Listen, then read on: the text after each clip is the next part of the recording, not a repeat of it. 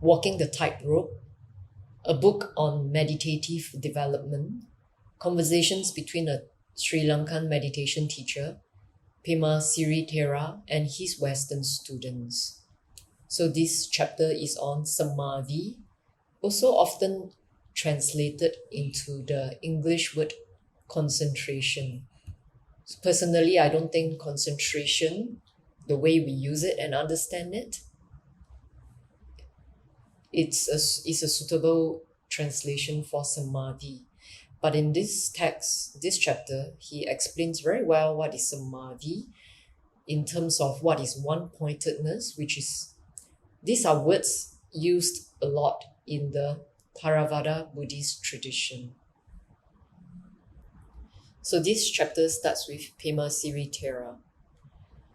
When you hear people arguing that this or that is Samadhi, it is clear they don't have Samadhi. What are your thoughts on the subject? He asked his students. So the first student said, Samadhi is sitting in concentration. My mind would be calm, not racing around.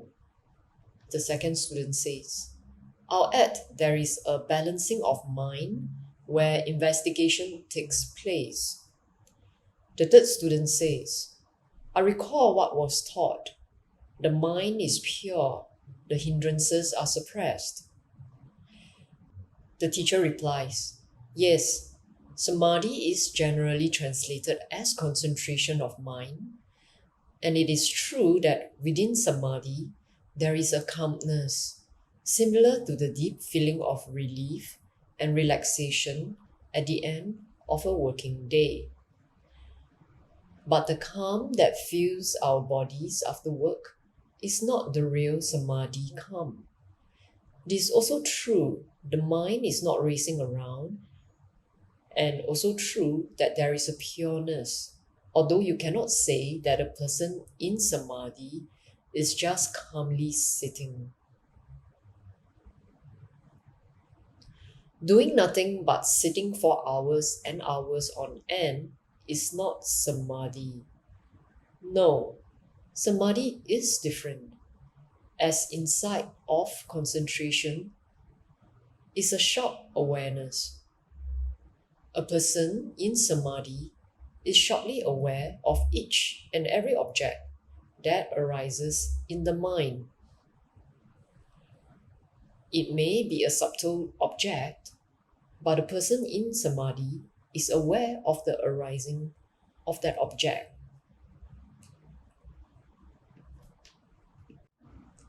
One-pointedness of mind, Chitta Ekagata, is a term that is used to describe this sharp awareness. You see letters on pages in books. There is the letter A, the letter M, the letter D, and so on. There are hundreds of letters on a page, and as you read, you immediately recognize these letters. Your recognition of a letter means there is one-pointedness. There is unification of your mind with the letter on the page. There is agreement between your mind and the letter. You focus in on the letter. There is only the letter in your mind at that time, and you recognize the letter. At once you recognize it. That is that only object, that one object in your mind at that exact moment in time. Our one-pointedness of mind catches and recognizes various objects of perception. Without this characteristic of mind called Chitta Ekagata, we cannot apprehend any object. Despite the fact that one-pointedness of mind apprehends objects, it is a neutral factor that is present in the mental processes of all living beings. Every human being has it. Even animals have one-pointedness of mind. It is neither wrong nor right, neither wholesome nor unwholesome, neither skillful nor unskillful, and neither appropriate nor inappropriate. One-pointedness of mind simply alternates between objects of perception. It moves from apprehending one object to apprehending the next object, and then on to apprehending the next, and so on. One-pointedness is the alternating point for mind. And though one-pointedness of mind is frequently used to define the sharp awareness of Samadhi, it is actually only the starting point. It is not Samadhi, but the starting point for Samadhi. Nonetheless, one-pointedness does lead to Samadhi. There are many types of Samadhi, also known as concentration. It can be right and it can be wrong. Wrong Samadhi, Miccha Samadhi, we gain through clinging to objects that our senses find pleasurable, such as fine music, beautiful art, good tasting food, and so forth.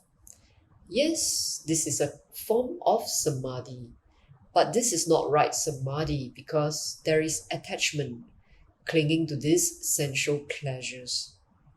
In contrast, right Samadhi, also known as Samma Samadhi, means there is no clinging. Right Samadhi means the five hindrances are suppressed and the true nature of the object is seen. The true nature of objects is impermanency, unsatisfactoriness, and insubstantiality. Also translated in Pali as anicca, dukkha, and anatta. When Samadhi is properly developed, we clearly see these three characteristics in each and every object we contact with our senses. We hear a sound. When we contact the sound with right Samadhi, with right concentration, we perceive the true nature of the sound. We perceive the sound's impermanence, the sound's unsatisfactoriness. It's not that the sound is unsatisfactory, it's just how we are not contented with hearing the sound, or the sound may disturb us, we're just not contented. Like for example, if we replay one song again and again, our favorite song, soon enough, it is no longer our favorite. So it also points to impermanence. And the sound's insubstantiality. So many of us define the self, who I am, with the music we like, whether we like jazz, we like rock, we like a particular song, etc. But actually, when we project ourselves, our identity onto the sound, it is impermanent, it is non-satisfactory because it changes. So how can that be the self? So I am not the music I like. And that is something I've realized. So I'm not that interested in music anymore. Not that I don't listen to them, but they don't play that big a part as it used to in my life. So to continue, right Samadhi enables us to recognize these three characteristics in the sound. When we clearly perceive the true nature of the sound, we do not experience sadness, fear, or anger towards it. There is only some intention to let go of that sound. We do not choose to be entertained by the sound and instead turn to investigate it. There is no wisdom in just repeating over and over that the objects we contact in the world are impermanent, unsatisfactory, and insubstantial. There is no wisdom at all in just repeating all these three characteristics of existence. Anicca, dukkha, and anatta, which is impermanent, unsatisfactoriness, and not self or insubstantial, are just words. Words that can be repeated by anyone of any philosophy or religion. We must come to know the three characteristics of existence through a properly developed samadhi, through the experience of proper concentration. Properly developed samadhi is the 4 fine material mental absorptions, the 4 rupa jhanas. The first fine material mental absorption, the second fine material mental absorption, the third fine material mental absorption, the fourth fine material mental absorption. Jhana. Jhana is an alert, lucid, and non-deluded state of consciousness. When samadhi is properly developed, we perceive the true nature of the objects we contact with our senses. Wherever we go, no matter which object we contact, we know these objects are impermanent, they are never satisfactory for a long time, and they are without any self or substance. So I found this very hard to understand in the past. I thought, how can object be a self? Until I realized that I have been projecting myself to objects such as the food I love, the kind of music I like, the kind of people I like to hang out with. And these are all projections of a self, a person, onto these objects. And therefore they are very impermanent and not satisfactory, and we're always looking for ourselves. So when you find the true self, who you are, which has nothing to do with these objects, it's actually permanent, it's actually unconditional love, and it's actually blissful. So to continue, and as a result, we have fewer problems when we stop projecting ourselves onto impermanent, unsatisfactory objects. When samadhi is not properly developed, we never see these 3 characteristics of existence. As a result of failing to perceive the reality of objects, we have many problems. Sila, morality, is the first division of the Noble Eightfold Path, which is the spiritual practice path the Buddha taught his students. It is the foundation for developing samadhi. Conducting ourselves appropriately, we are careful of everything we say and do. We speak words that are true, kind, and beneficial. From the simplest of actions, we act with good intention and generosity. We allow others to live in peace. And these are very basic things. By practicing sila, which is morality, or virtues, we clean up our mental environment, clean inside, and settle our minds. Many people appear to be practicing appropriate conduct. Yes, they seem to be living according to sila, or virtues and morality, but their minds are disturbed because they overindulge in sensual pleasures. They are constantly trying to fulfill their cravings for sensual pleasures, and if such people continue to live in this way, they will never properly develop their samadhi. I am not saying that we gain samadhi simply by practicing strict self-control. Meditators that blindly follow many rules without an understanding of why they are following them are simply torturing themselves. And the samadhi they gain through such willful self-dominance is not the real samadhi. They are just beating themselves up. Samadhi does not come through blind adherence to many rules, nor does it come through excessive self-control. Samadhi arises out of wisdom. When meditators have some understanding of what they are doing and understand why they practice sila, or virtues, they sensibly avoid overindulging in sensual pleasures and avoid torturing themselves. When we settle down our minds in both these ways, concentration is not so difficult to gain. Even in city meditation centers, we can properly develop our samadhi and attain jhana. And the student replies, I thought a forest hermitage was needed to attain jhana. And the teacher says, No, we need not go to the forest to develop samadhi to just attain jhana. After having attained jhana, we go to the forest in order to train the mind to remain in jhana for longer periods of time, to strengthen the samadhi. For effective training, 4 types of support are necessary. Number 1, people. Number 2, food. Number 3, lodging. Number 4, climate. The people must be supportive. Food needs to be nutritious. Lodging has to meet basic requirements. And the climate ought to agree with us. Some people prefer to live in the cool weather, while others prefer the warm weather. These 4 supports are necessary for training the mind in samadhi. People are our prime support.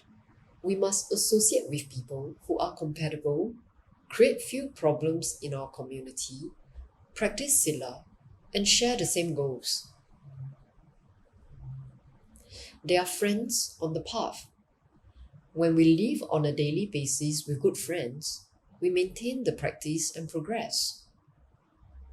At this moment, there are 6 of us in our meditation group. Each of us has his or her own attitudes, ideas, and opinions. Each of us has his or her own way of doing things. To support each other, we occasionally surrender our individual ways and yield to another person's way, right? We have to let go of always doing what we want to do. The principle is illustrated in the Chula Gosinka Sutta of the Majjhima Nikaya. 3 arahants live together in the park of the Gosinga Sala tree wood, and one evening the Buddha visits them. We are different in body, they say to the Buddha, but one in mind. People sometimes forget such crucial things, forget to be civilized, and consequently there is no gaining of samadhi. They are unsupportive. They engage in disruptive speech. Do this, do that, do not do this. You are impossible. You must stop making so much noise. When it is quiet, someone else says that there is no need to be so quiet. We must be relaxed. And when they begin making noise, these people are forgetting to support each other. And it is better to live alone than it is to live with them. When you live alone, you will have your own way. And if you really need samadhi, you will be able to develop your samadhi and use it.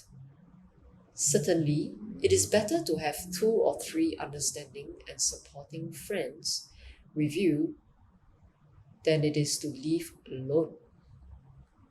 But if you cannot find supportive friends, living alone is the best option. When everyone in a meditation center, monks, nuns, as well as laity, works together with the same effort and mindfulness, the center functions as it should, and calm naturally arises.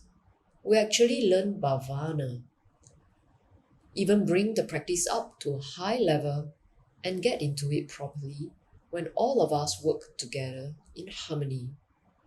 When the bell rings in the morning, we start the day. We all start the day at the appropriate time, not just when we feel like starting the day.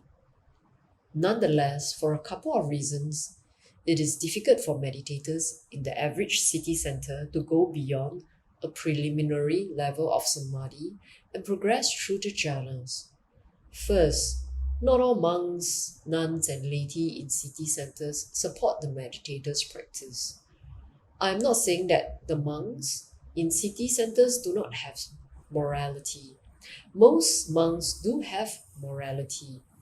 But because monks, nuns, and ladies choose to engage themselves in a variety of activities besides jhana, such as teaching, counseling, writing, providing services to the community, the meditator's practice gets disrupted. To go beyond a preliminary level of samadhi, Meditators must be able to maintain their practice without disruption for a long period of time. Secondly, teachers and their meditators need privacy. If someone happens to come by while the teacher is discussing personal aspects of the practice with the meditator, they immediately stop their discussion. When I speak with a meditator with his or her practice, a third person generally isn't present, unless I'm instructing a foreigner, in which case a translator sits in. When I discuss meditation in Sinhalese with old, the young or middle-aged, no one comes to sit in. In busy centers, people are always walking in on meditation discussions. Thus, the meditator's practice can only be taught up to a preliminary level. In ancient Sri Lankan hermitages, monks discussed practice in a private hall. For the meditator to maintain his or her mind in samadhi for longer periods of time, they need to go to a forest hermitage. When I was young, I traveled around Sri Lanka and visited several hermitages. At the good hermitages, each day began with one monk cleaning the dining hall before he and the other monks went for alms. The first monk to return prepared the hall, set out the drink and washing water for the others. When the other monks returned from alms, they ate their meals in the hall, cleaned up after themselves, and then retired to their huts or kutis. All the monks did this. The last monk to return from alms did one final cleaning of the hall. These monks never waited for anyone else to do the work that had to be done. They simply did whatever work was required. Everyone worked together. Over the course of about 12 years, I lived in a variety of places, such as Arakele. I also once lived in a forest near the Patuville area that was infested with elephants. The area is now under the control of the LTTE. As part of the meditation training, I never went home to visit my family. Only my teacher and my mother knew about my whereabouts. At times, I was fortunate to share the company of Bante Vimalo of Kelaniya. With him in his 30s and me in my 20s, he gave me a lot of support. I did not go to the forest to experience hardship. No, I went to the forest in order to train in these practices. The student asked, "Are you still doing these practices?" The teacher says, "No, I have not done this type of meditation for a long time. And since I do not have these jhanas anymore, I found it difficult to remember what my state of mind was when I was living in the forest and training in these practices. To remember back to that time in my life, I need a peaceful state of mind."